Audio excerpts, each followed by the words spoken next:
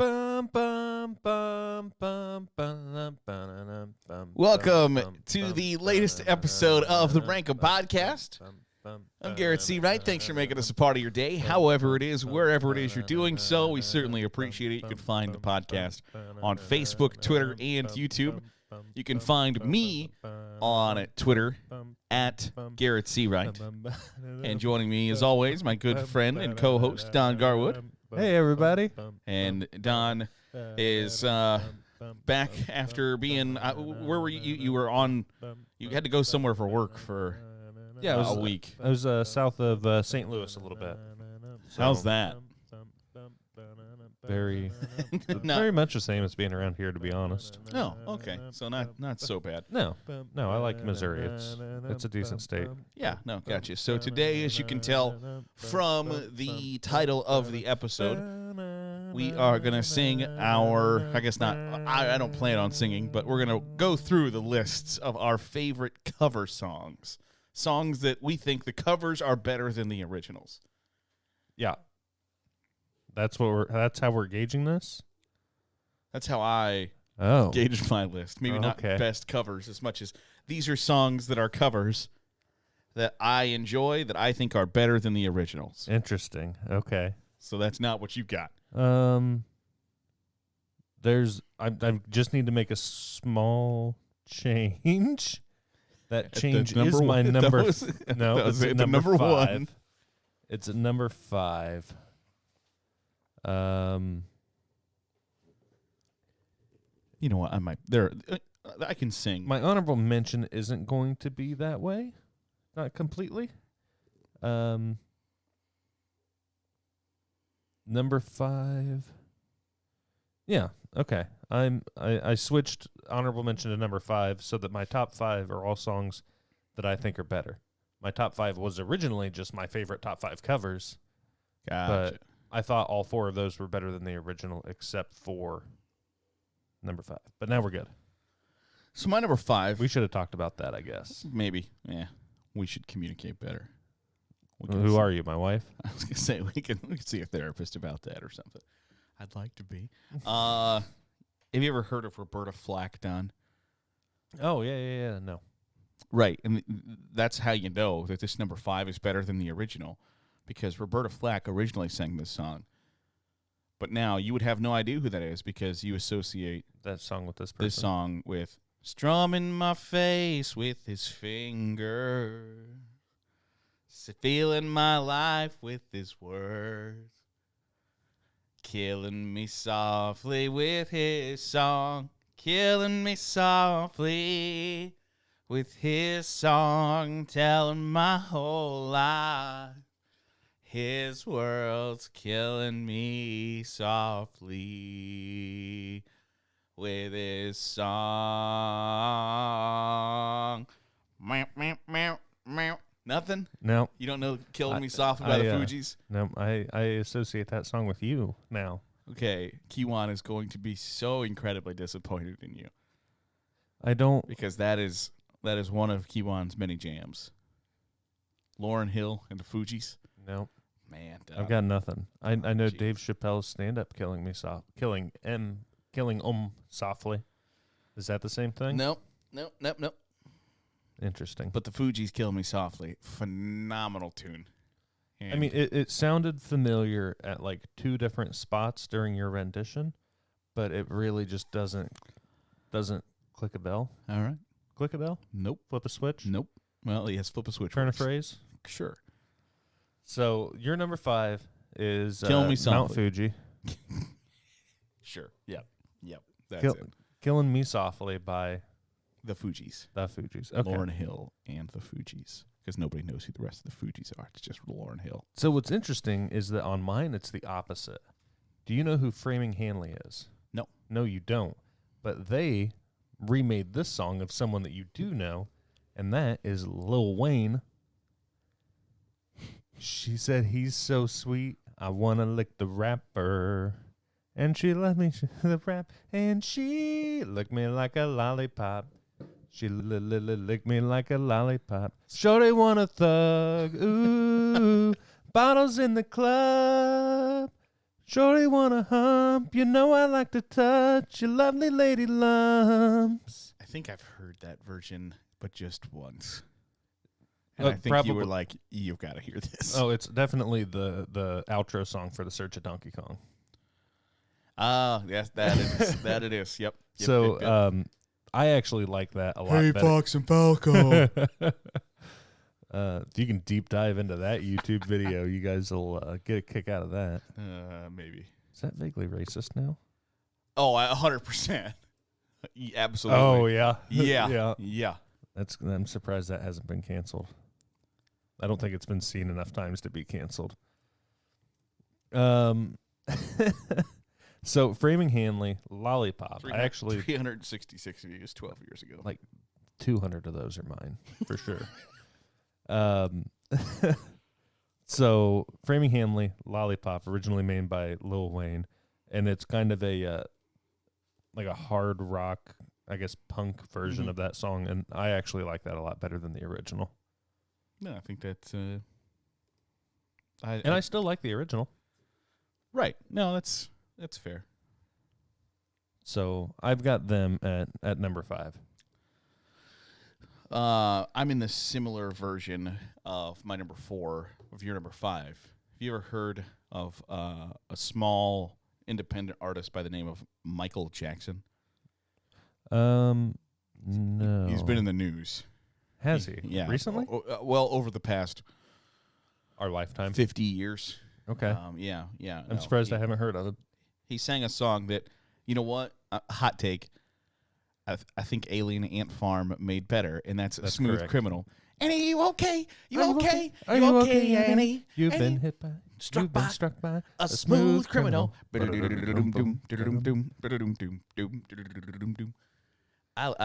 are dig. you okay? Won't you tell us that you're okay? Yeah, I like Alien Ant Farm's version better.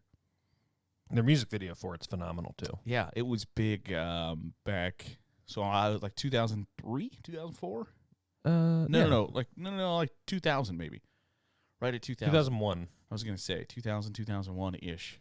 Yeah. It was their 2001 album Anthology. Ooh. As it came in to the window was the sound of a crescendo. Shamona. But I like Alien Ant Farm's version better, and it's the only reason anyone knows who Alien Ant Farm is. It's because of their cover Are you okay? of Michael Jackson's They Smooth actually have Criminal. another 1 or 2 songs that I've heard too that aren't that bad, but nothing is as good as Smooth Criminal. So there you go. Yeah. So full disclosure, I have them on my honorable mention. Okay. And that's because I feel pretty passionate about the other ones on my list. This one, hot take. I know at least from you. It's a 9 Inch Nails song, redone by a independent artist. Small. Probably never heard of him. I can't tell you how many Twitter followers the guy has. Probably none. Right. It's called The Gambler. The Man in Black, I think, is another one of his aliases. He's got 36,000 Twitter followers. That's it. When was his last tweet? Yesterday. 4 days ago. I was going to say, somebody's still running that Twitter. And it's Johnny Cash. I hurt myself today to see if I still feel. I focus on the pain. The only thing that's real. So, I'll be completely honest. That was one of those songs that I didn't know was a cover. Right. Because I don't do a lot of 9 Inch Nails listening. Right. And so, when I was searching up best covers like 2 weeks ago when I brought this up to you, it's because I got into listening to a different cover that makes an appearance later on my list. And I was like, oh, what are some covers that like I didn't know were covers? And it's like, oh, Johnny Cash did Hurt. And I was like, by 9 Inch Nails? And so I've listened to that, and I like this one a lot better. Yeah. And did some research on it. And the lead singer for 9 Inch Nails, Trent Reznor, I guess originally didn't like the song, didn't like Johnny Cash's remake of it until he saw the video of it, and he was like, "Oh, well, this is Johnny Cash's song now. Yeah. This isn't my song anymore." So, yeah, I've got Johnny Cash Hurt on here, and In the number 4 slot, in the number 4 slot. in my number 3, have a small, a song that has appeared in a movie. That they only had one opportunity to film this scene, and they got it down. A little ditty in the movie Ferris Bueller's Day Off. Oh, okay. It was covered by the Beatles. Well, shake it up, baby, now. Shake it up, baby. Twist and shout. Come on and twist and shout. Come on, come on, come on, come on, baby, now. Come on, baby. Come on and work it on out. Work it on out. I think we'll stop there. But, Twist and Shout was by the Isley Brothers, and the Beatles were like, I think we can do that. And they did. And little known fact, they did their version in one take as well. Really? The Beatles were like, apparently John Lennon had a cold at the time, and they were like, I can't do, like, I don't know if I can do this. And they did it once. That's why he's kind of like raspy and different I think in that that makes song. it better. Yeah, in that song than he is in any other song. But yeah, so they got it down in one take, and they were like, yeah, it's good for me if that's good for you. Okay, great, perfect. And I like their version better than the Isley Brothers. Interesting. I did not know that the Beatles sang that. Yep. You a big Ferris Bueller's Day Off fan? I am, yeah. I have never watched it in one sitting. I've never either. Okay. I don't know that I've ever seen it not on like TBS on a Saturday at 1 o'clock in the afternoon, but Right. But it's one of those movies that you stop when you're scrolling through the channels trying to find something, and you find Ferris Bueller's Day Off. You're like, okay, well, we'll stop here. Yeah, just like Ace Ventura. Sure. You don't like Ace. You don't like Jim Carrey. No, he's fine. Ish. Fine. Okay. All right. So that's your number 3. That's my Twist number 3. and Shout by the Beatles. Twist and Shout. By the Beatles. I was gonna say, did you just say Beatles, like you replaced the B with the S, like the S with a B from Seattle? Yes. I love the Space Needle in Beatles. You're like, what now? So mine. Oh. Yeah, getting wild here. Coca-Cola. Hey, nobody watches the YouTube video. You just That's sold me true. out. They could have thought I was getting Jack and Coca-Cola. So I've got at my number 3 a song that I know that you know by an artist that you don't. Okay. So this is also from a movie. Small cult classic movie. Originally sung by Tears for Fears. Remixed and performed in this movie by Gary Jules. Ah. All around me are familiar faces, worn out places, worn out faces, bright and early for the daily races, going nowhere, going nowhere. Their tears are filling up their glasses, no expression. No expression. In my head I wanna drown my sorrow. No tomorrow. No tomorrow. And I find it kinda funny. I find it kinda sad. The dreams in which I'm dying are the best I've ever had. I find it hard to tell you. I find it hard to take. When people run in circles, it's a very, very mad world.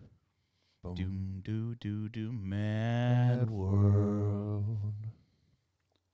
The dreams in which I'm dying are the best I've ever had. And I find it kind of funny. I find it kind of sad. The dreams in which I'm dying are the best I've ever had. When I play that, producer Ashley is always, you want to kill yourself, don't you? A little bit. That's such that song fits perfectly in that movie at the place that it's Requiem in. for a Dream. Yeah. No, Donnie Darko. Yeah, I was. So you said forget- Requiem for a Dream. I was like, is that? I'm pretty sure No, it's Donnie Donnie Darko. Requiem for a Dream is also in that. Like, I can't watch this movie anymore. No, you have to watch it in the middle of the day. So you don't drive into a bridge appointment when you get in your car. No, Donnie Darko, yes. I don't know why I said Requiem for a Dream. There's another song in there. That, but it's not as singable as Mad World. But yes, where that fits into Donnie Darko is very much a... It's at the end of the movie, isn't it? When he's kind of... Who's... Jake Gyllenhaal? Well, no, Maggie Gyllenhaal? No. I was thinking who directed Donnie Darko. Richard Kelly. Because Darren Aronofsky directed Requiem for a Dream, and I was like, am I getting that wrong? There's a movie called Pi that Requiem for a Dream always used to come in like a 2-set DVD with. Did you ever watch that? No. And it's just it's just the symbol pi, like 3.14 pi. Interesting. There was a couple other random. Patrick Swayze was in Donnie Darko. Drew Barrymore's in Donnie Darko. You know, there was a couple like people who are just make random appearances in it. Jenna Malone. Ashley Tisdale is in it. Of Phineas and Ferb fame.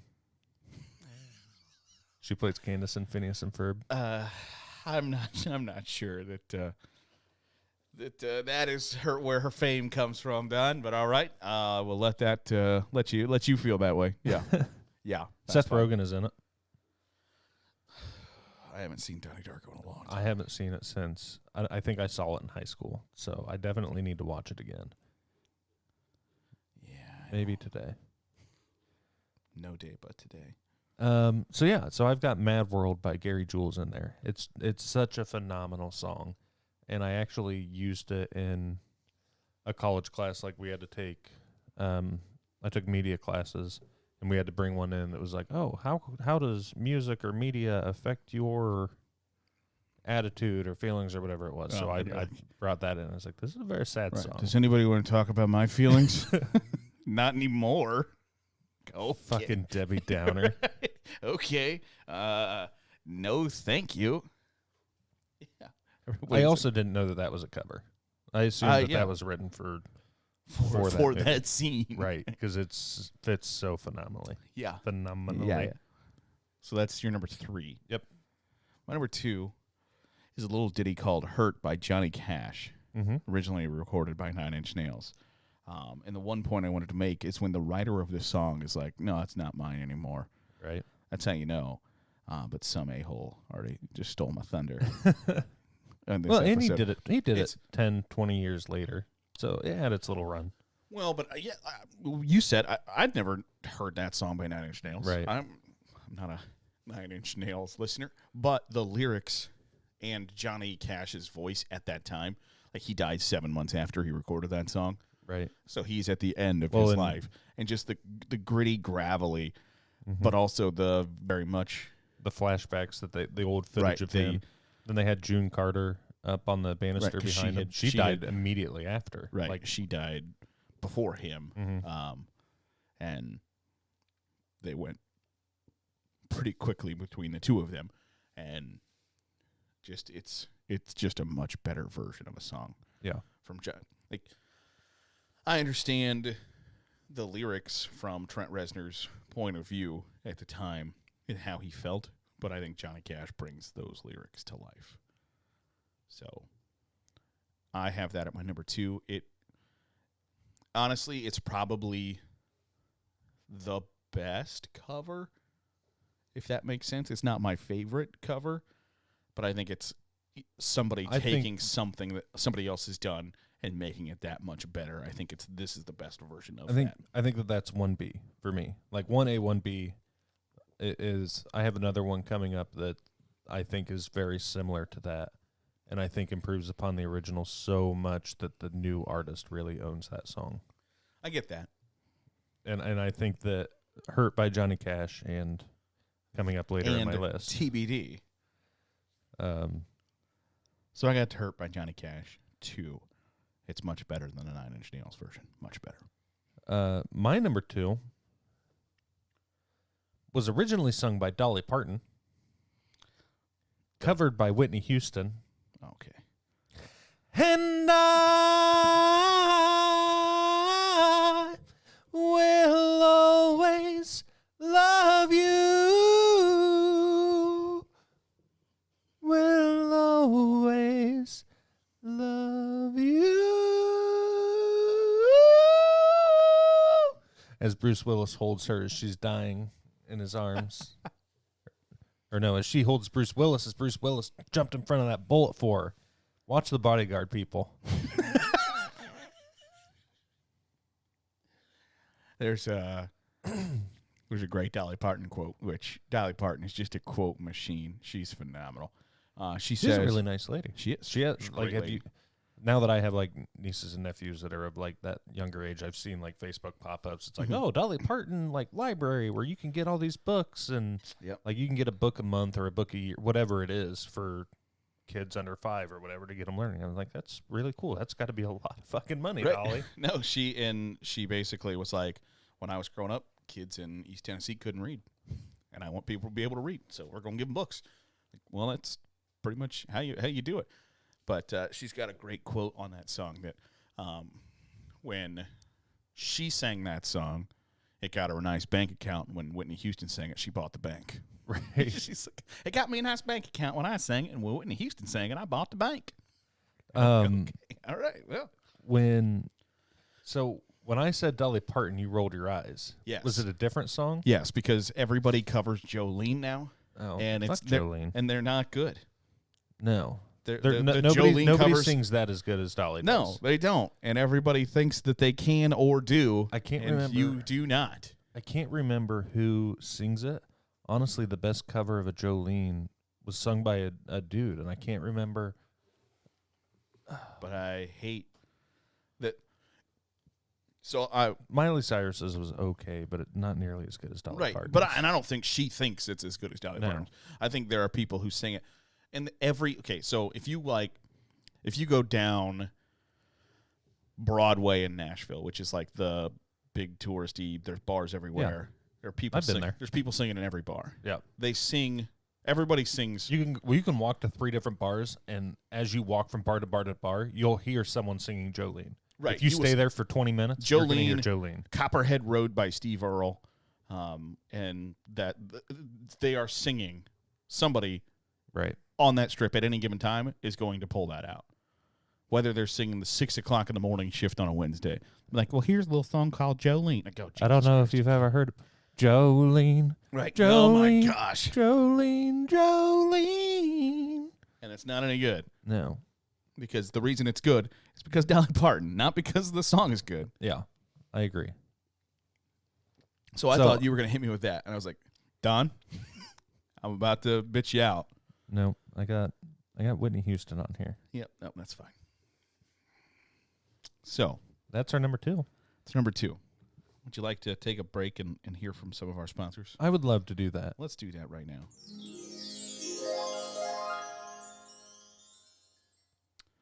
All right, back before we hit our number 1s, let's do our honorable mentions. Mm-hmm. It feels wrong to have Tina Turner and her lovely husband Ike, her lovely husband Ike, sing the song "Proud Mary," originally recorded by Creedence Clearwater Revival. Creedence Clearwater, CCR, originally recorded by CCR, but their version of "Proud Mary" is much better than CCR's version. Yes. Left a good job in the city, working for the man every night and day. I never lost a minute of sleep, but I've been worrying about the way things might have been. Big wheels keep on turning. Proud Mary keep on burning. Rolling. Rolling on the river. Up, doop, doop, doop, doop, doop, doop, doop, doop. And then if you've listened faintly in the background, you can hear Ike just beating the hell out of her. Why did they leave that in there? I'm sorry, Ike, I'm sorry. That was the best recording they got. That was the least beat she got during the recording. So they left it. Yeah, little fun fact there. Okay, so that's on your honorable. I love to pull out the vocals only video of this song, and it's "I Heard It Through the Grapevine" by Marvin Gaye. Gladys Knight and the Pips sang it originally, and you talk about Gladys Knight's got some pipes, and Marvin Gaye makes her look. Oh, she do, and Marvin Gaye. It's just insane. I can't do Marvin Gaye justice, but if you look up Marvin Gaye, I Heard It Through the Grapevine, vocals only. It's unbelievable how good that dude is. No music, no nothing, just that guy a cappella. Bonkers. Bonkers, bonkers, bonkers. All right, so who is it? Marvin Gaye. Marvin Gaye. Yep. Grapevine. Vocals only. I will listen to that after we record the reaction show. And then my final one, as I am wont to do, is called Lady Marmalade by Christina Aguilera, Pink, Lil Kim, and Maya.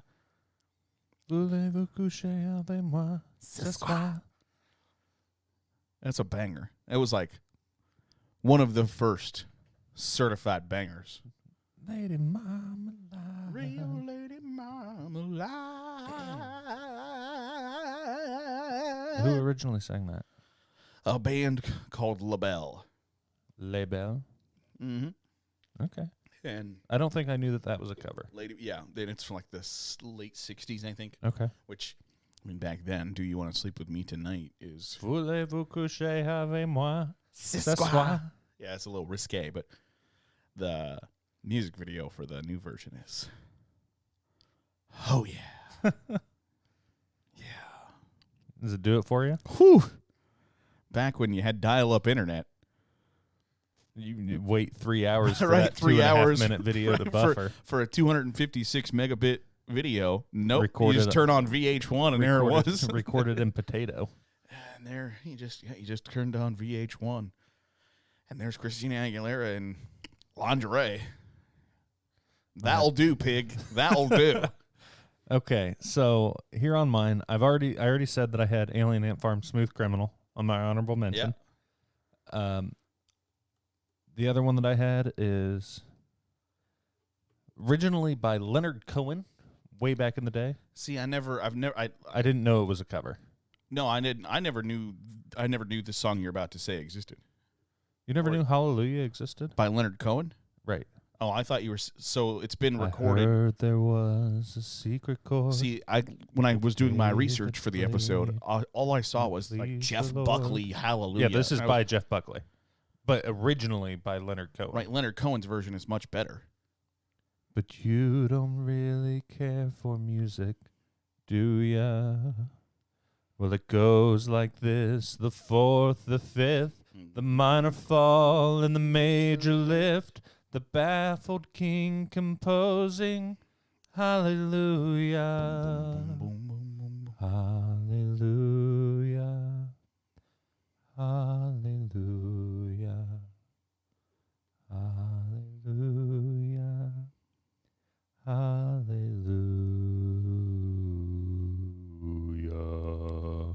He doesn't drop it he doesn't drop it low there, but see, I always remember that from Shrek. Right. Either Shrek or Shrek 2. I think it's Shrek after Fiona leaves him. I'm sorry. It's just I fell down the rabbit hole of the Lady Marmalade. Real Lady Marmalade. Google images. And I think that the Jeff Buckley version was the version that was on Shrek. So nothing can top that for me. Unless somebody really came out today and just fucking killed that song. And I don't know who that person is. Ed Sheeran? Just kidding. Ed Sheeran could do it. I like Ed Sheeran songs. You've got to have a certain tone for that song. You've got to... Like, I could do, like, Tim McGraw or Brooks and Dunn singing Hallelujah. Hallelujah! Hallelujah! Hallelujah! Travis Tritt coming out and... He sings a great cover of Take It Easy by the Eagles. Oh, yeah. There's also Justin Timberlake did a live performance of Friends in Low Places when he was in Memphis, and he had Garth Brooks come out and sing it with him. Yep. And Justin Timberlake's version before Garth Brooks came out was actually pretty good too. But it was just him mimicking Garth Brooks singing it. My other honorable mention was my number 5 that I dropped to honorable mention when you said that it has to be better than the original. All right. Originally sung by Dio, covered by Kill Switch Engage. Holy diver, you've been gone too long in the midnight sea. Oh, what's becoming of me? No. Go, jump, ride the tiger. You can see his stripes, but you know he's clean. Oh, don't you see what I mean? Gotta get away. Get away. Holy diver. Between the velvet lines, there's a voice that's hard as steel. I'm mixing some Dio in there with them, but I love the Kill Switch Engaged version of that song. And I think I'd actually heard that before I heard the Dio version of the song. But Dio's voice is phenomenal. Yeah. And it's a much better song when he sings it, but I like listening to the Kill Switch Engage song version. The Kill more. Switch Engage it's one more is fun. It's harder. Dio is kind of, that version is like an 80s kind of just maybe too afraid to take it to a metal. Like right. it's a good rock song, but Kill Switch Engage is very much a heavier song. Yes. In my humble opinion. It's a more fun song to sing along with in the car than the original. Yeah. But Ronnie James Dio was 5'3" and had the voice of a Ronnie James demon. Dio sings the better song. That's fair. So that's your honorable mention list. That is my honorable mention list. My number 1, I don't feel like I can't get up there a cappella. Oh, this is very interesting because okay, go ahead. There is a song by Don Henley that has been covered by a band called the Ataris, and it's called The Boys of Summer. It's tied to baseball, basically. But the Ataris version is very much a rock song, and it is so incredibly good. The Boys of Summer is basically about kind of reminiscing about your time as a teenager or whatever, and looking back on it later in life. And the Ataris version just is like, Don Henley sings it, and it's sort of just like, it's just there. Like, he's just sort of like, yeah, I can see you. Your brown skin shining in the sun. Got your hat flipped back in your Wayfarers on, baby. And the Ataris version turns it into a rock song, and it's just outstanding. The Boys of Fall. That's a whole different song, genre, artist.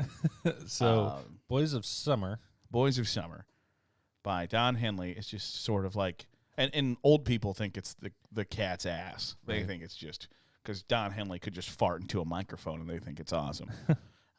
But that song is, you don't realize it's not any good until you hear the Ataris version. And when you can make a whole other song sound like garbage, the way you sing it, I'm about that. Much like Johnny Cash. Yes. Much like the number 1 song on my list. Hit me with it. Which is my 1A. Obviously, it's ranked number 1. But when we were talking about Johnny Cash, who just now owns that song, right? In my opinion, Disturbed now owns the song The Sound of Silence by Simon and Garfunkel. Because if you listen to the original one, it's very, hello, darkness, my old friend. I've come to talk with you again. 'Cause a vision softly creeping.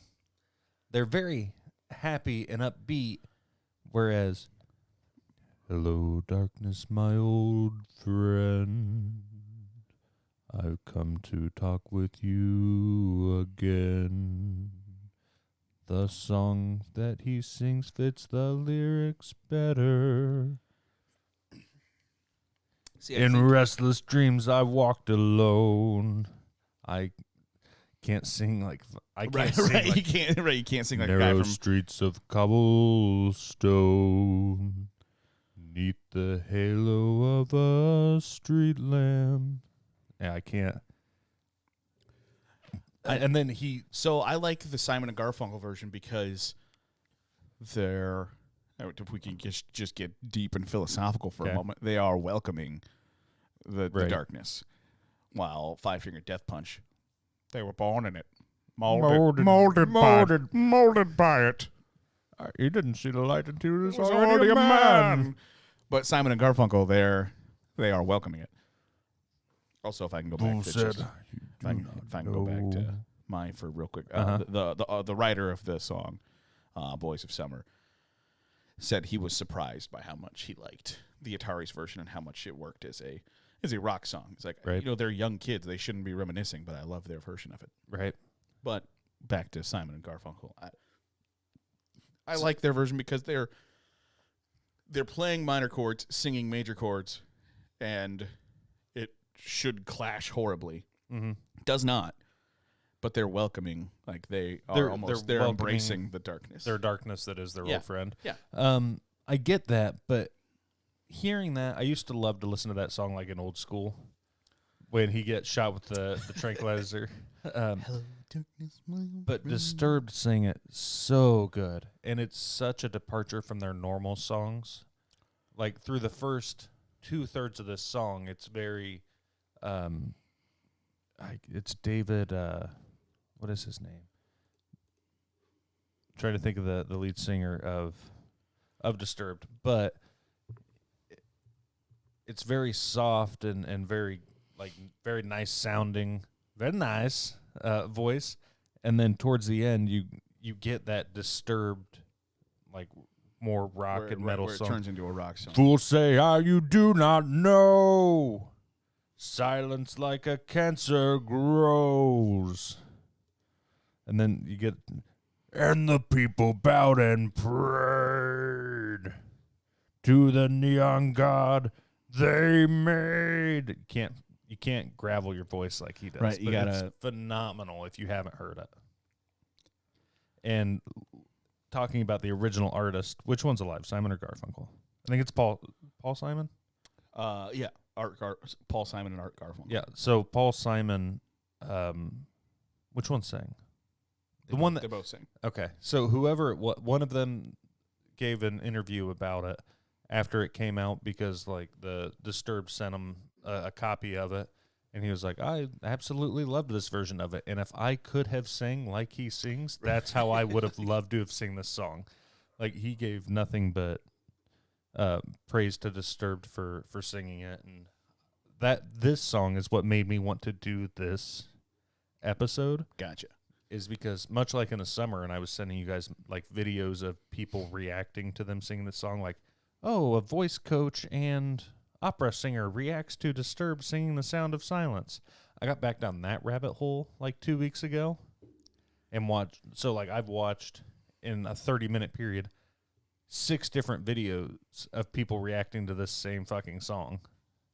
And that's how I got in the rabbit hole. I absolutely love this song, and it's my favorite cover. See, that's like I'm in the same boat. I absolutely love The Boys of Summer by the Ataris, but also in my so I have Amazon Music, and when I go through Amazon Music, I open it up, and I open it up by artist.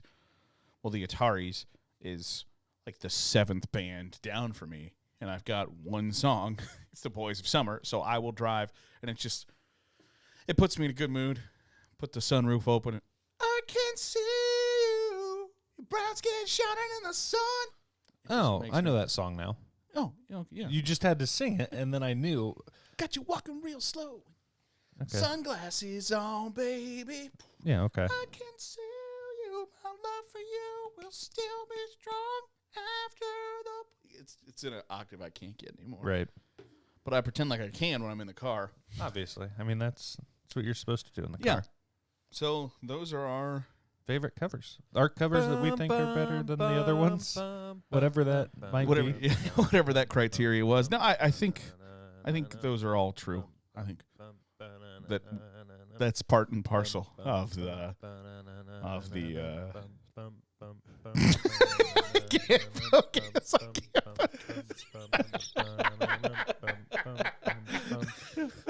I couldn't make it. I'm glad that I was muted during the intro because I could not make it through.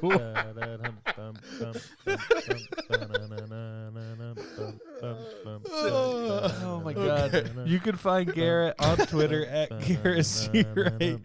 You can find me on Twitter at Donnie_G. You can find the podcast at Rankum Podcast. And we'll catch you next time. Thanks for making us a part of your day. We'll see you next time on the Rankum Podcast.